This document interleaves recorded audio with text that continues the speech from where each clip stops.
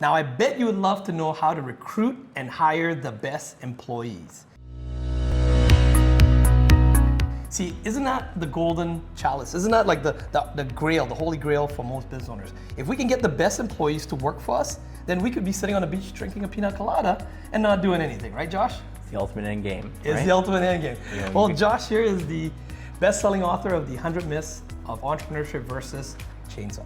And guess what? We have 100 myths that we have been recording here. If you have loved this video or this is your first time watching it, so you want to go check out the other videos up here, Josh is Canada's top leading CPA and the #1 best business consultant. There's a reason why, because you've worked with thousands of business owners. 4% have been successful, 96 have failed. And you've gathered all the myths that the 96 believed, and you put it here to protect the 4% that want to succeed. Josh, how do we recruit and hire the best employees the best way? Well, I mean, ultimately, you start off in business and you're going to think customers are the limiting factor. Yep. I can't get enough customers. Then you're going to get some customers through the door and you're going to realize, like, when I get a lot of customers through the door, cash flow is an issue. Yep. Then you're going to solve that. Yep. And then you're going to get to team. Yep. And team is going to be your constant red line throughout the remainder of your business. Yeah. In fact, the myth you put here was that, ultimately one day you can stop recruiting. You'll never stop recruiting, right? As long as the business is in business, you'll always have to keep recruiting. You're always going to have turnover. Yep. I mean, people are always going to find new jobs. Yeah. They're going to get sick. Yeah. They're going to leave towns. Yeah. Right? They're gonna have a change of heart, a divorce or something. They're going to retire. They decide they want to enter a different line of work. There are so many reasons, but ultimately people leave jobs, right? What's that statistic that you always put up? How long does the average employee stay with you? It's only 2.3 years. Yeah. It's only 2.3 years, right? Yep. When you start out, that's generally going to be lower than that, right? Because the 2.3 years includes, the government employees who they get 10 years out of just because they don't ask them to work and overpay them, right? So it's one of those anomalies, right? That people think that's different than it is, right? So I mean, they're never going to want to stop recruiting. Okay, the best employees, you want that time, financial freedom and eventually time freedom. Yeah. You don't get time freedom without quality people. Correct. Right? Yeah. Your business hits a brick wall without the right number of people, right? Right. Without constant access to human capital. That's right. That can scale the business. That you elevate eventually, that eventually you start to become partners or help to buy you back your time, correct? That's right. And employees, when they leave on their schedule, not on your schedule, No, yeah. right? And so you don't know when your next vacancy is going to be, number one. And number two, the best employees aren't available necessarily at that magical moment When where you you need someone, Yeah. right? Those two things don't happen. They're a fallacy, right? Yeah. And you look at big businesses, big businesses naturally overcome this because they usually have an HR department. Correct. HR people. Yep. Their job is specific to post and interview, Yep. read resumes Qualify. and interview and qualify day after day after day after day. That's what they do, Yeah. right? Small businesses, they post when they have a glaring need, right? Yeah. And they usually go through a very chaotic, recruitment process Yep. and hire someone more often based on need rather than, is this person what we like to call, are they a hell yes? Yeah. Right? Are they a good fit for the business? Right? Because if they're not a hell yes, they should be a hell no. But Right. usually they're like, they're kind of okay, and we've been working 14 hours a day, so let's give them a shot and see what happens, right? I'm already tired trying to do interviews after a Yeah. 12-hour day, right? Yeah. We know it's we know it's the case, right? And so that's why once you start recruiting, Yep. you should never stop recruiting, Got right? it. You know, Yep. your hardest step is like when you go from yourself to one person, right? Right. But that's also like your most risky time, right? Yep. Because the amount of work that goes up for you proportionally when you go back down inevitably from 2 people to 1 person, Yep. dramatically different. Right. I like to tell people it's like when they get to that third person, yourself and 2 other people, it's like your life has changed now. Yeah. Because now when you lose that person, it's way easier to go from 3 to 2. Yep. And when the next person comes back on, your first person can train somewhat of the next person. Exactly. Right? And that problem gets better and better as you go on. It's easier to go from 4 to 3 and 5 to 4 and 6 to 5, right? So you're always far less susceptible. But at the same time, this is going to happen. And if you ignore it, you could be a 10-person company, but all of a sudden you go from 10 to 7. And you haven't even started recruiting yet, Yeah. right? it's been years since you read, since you posted your last ad or interviewed another person face to face, right? And so, the most important is you're always recruiting. It's something that's on your calendar as a can't miss. We do this at this time in the business. It's just like marketing. It's just like sales.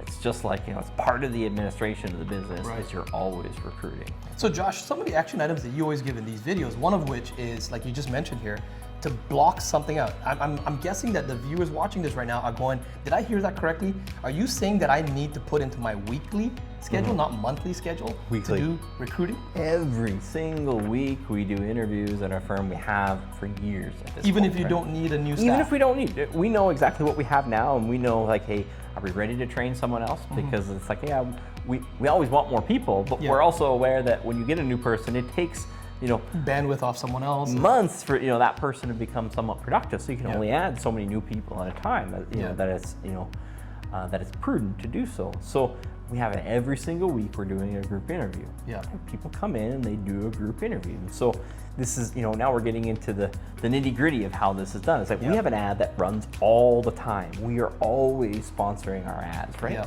And in 2022, we're having labor shortages simply because of population demographics, It right? is, yeah. And so you can see now where, a lot of times we're spending, as much on recruitment ads as we are on customer acquisition ads, right? And that's just the natural flow of business. There's two pipelines, right? The customer acquisition pipeline and the staffing pipeline. That's right. And so, we're recruiting those people with constant ads on all the time, right? The biggest companies, they're doing constant recruiting all the time. That's right. And at this point, as most people are going to start out using an Indeed or something like that, and then after a while, they're going to start buying Facebook ads and Google search ads, also targeted to that too, the same way you'd attract customers, right? And so you have that ad, they have an application process, right? But you got to streamline this too, because you don't want to go through that, that kind of administrative cluster that most people go through. Like most people do one-on-ones, right, all the time? So they, someone submits an application, they get a template email, and the template email is basically advising them when our next group info session is, and what you need to bring to the session. Right. That's it. It happens every week, right? And people are like, well, what if they can't make it at the time and date that you do? It's like, well, you do it every week. So eventually, some week, if they really want the job, they'll be able to make arrangements and show up, right? That's right. You do it every Friday, and what if someone says, hey, I got another job and I'm working every Friday? See you next Friday. That's right. What about that? See you the Friday after that. It doesn't matter. Take some time off from the other thing. Eventually, if they really want that job, they'll find, they'll make that work, right? You bring them in, you give them that group interview session. Major time hack, because you get to present the job, in a group setting, right? They get to ask questions in a group setting. They all ask the same questions anyway, so it's so much more efficient to do it as a group, right? Plus, the number one thing is you get to see how people separate themselves, right? You get to see when you have people in a group setting, the person who you should hire, right, will look dramatically different than the other ones. And you're looking in a group setting, you're not testing technical, capacity at this point. You're testing personality fit. Right? Okay. So the number one question that you're going to ask in that group setting is, why do you want to work here? You want to make it clear to them is, I'm not asking you why you want to be an accountant, or why you want to be a plumber, or why you want to be an electrician, or why you want to be a chiropractor. I want to know why you want to work here. This specific company, Almost everybody will tell you why they want to do the job. Right. Almost all the time they'll tell you why they misunderstand the question. They just, even though you say it slowly and you repeat it once or twice, right? And they'll tell you. And one person will come up with a reason that they really want to work here, and you truly see that they're a fit. Right? And I've always said, we've had clients come in and say, I could put you in charge of the interview, you're going to pick the exact same person. And when it's obvious, it's obvious. Especially having them in a group setting. You also take away your personal biases by putting them in a group setting, because when you do interviews one after another over a period of a couple days, you have different energy levels. That's right. Your energy is going up and down, and someone was good, but you were like beat at that time. It's like you see everybody at the same time, they're clear, right? And then you just tell them, hey, thanks for coming in. If we have a need, the next step is we'll call you for a shadow day. If you don't hear from us, it doesn't mean not ever. It just means not now, and you're welcome to come back for another Friday, right? Right. And you'll see, some people will come back over and over. Yeah. That persistence is one of the biggest keys. That's the person who, they can say they really want to work here, Yeah. but the person who keeps showing up every week really, really wants to work here, Yeah. right? So that's something that you want to see, right? Then you want to, identify those that are a good fit. It'd be a small percentage of people. You get a large number of applicants, Yeah. and some will actually show up to the group interview, and some in the group interview that you actually like, Yeah. right? And a lot of people, you don't like them within 5 minutes, right? But Yep. hey, you have a whole group now, so you're not wasting a bunch of time, right? True. And you pick, 1 or 2 people every single week, and now you can bring those people in for some sort of skills evaluation, Right. right? You really want to get some sort of skills evaluation that's consistent, Yeah. right? Like we've had the same skills evaluation that we've been running for like more than a decade now, Right. And so, at this point, we're thinking about opening an office in another country. Yep. But our concern is will we get the same quality of workers? Mm-hmm. We don't have a concern because we do have a standardized test. We've been running it for a decade. We know if they score on this test, we're going to be good there. If they Yeah. don't score on the test, we have reason to be concerned, right? And that test could be doing physical tasks, and these are things that are just normal day-to-day, business as usual. That's right. Right. That's right. The lowest level is you bring them in and have them work on whatever you're working on that day. The Right. better is like you actually have a standardized, right? Right. Have them shadow with you for a bit. Have them something that takes an hour or two. A lot of Yeah. times, you're testing for aptitude instead of absolute skill It could be level like at that data point. entry. It could be responding to an email. It could be That's right. How to answer a phone. It could be how to deal with a problem. That's a very common problem that happens. That's right. And so you look at this, and this is just a massive time hack where we're getting a tremendous amount of applicants because we're recruiting all year long, right? Yep. We're seeing a massive amount of people face to face, right? Yep. We don't even read the resumes until after the face to face because you'll just spend time reading resumes, most of which have lies in them and most of which won't even show up or you won't like them when they get there, right? So it's no point of reading it, right? Yep. Read the ones after they showed up and after you like them to see if they have the credentials that you need to do the job, Yep. and then bring them in for another skills session to verify, right? Correct. Then you're in a good situation. And people call to check references all the time. And ideally you can do both. You can check the references and have a shadow day. But if I had one, I would do the shadow day all day long, Versus right? the references, which they could have actually had someone, just say something nice for them. That's right. It's easy to sanitize references. Yeah. It's hard to sanitize a full day, right? Most people can hold it together for. Is it a full day an or is it a interview. half day? We do a full day, A full day, right? okay. It's only a shorter day. They might be 6-7 hours instead of the regular 8 because the people got to do. People are administering it, got some stuff to do after, right? Yep. But you get them in for a sizable amount of time. Yeah.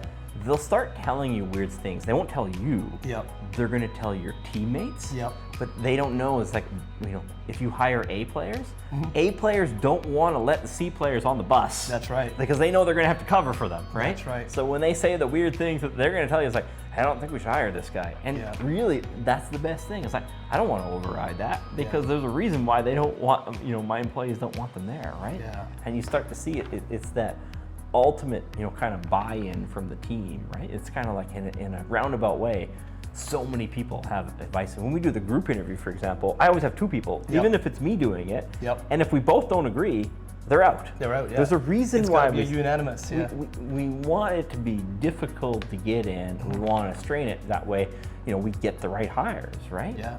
Because the wrong hires, they're generally going to cost you more than a vacancy. And even that too, sometimes it's a hit or miss as well, even for you. But now you have less odds of getting the bad ones on You're them. pruning a tree. Yeah. You're planting a bunch of trees and you're pruning them over and over. Right? Well, I hope you've enjoyed the series here. Go and check out the other videos if you're just popping into this channel and you're just checking a couple of them out. Make sure you've watched all of the videos in all the different categories. Let us know which ones are the best ones that you really love. In fact, come and meet Josh in person. He does a boot camp several times a year where he brings in absolute beginners. He brings in intermediate business owners. He brings in 6-figure, 7-figure, 8-figure business owners that have all shared very similar experiences to you right now. And if you want to grow, come and meet them. Listen to what they say. Listen to what Josh has to say. He gives practical advice. You can find out more about that when the latest boot camp is going to be. Get a copy of the book, subscribe, and we will see you in the next video.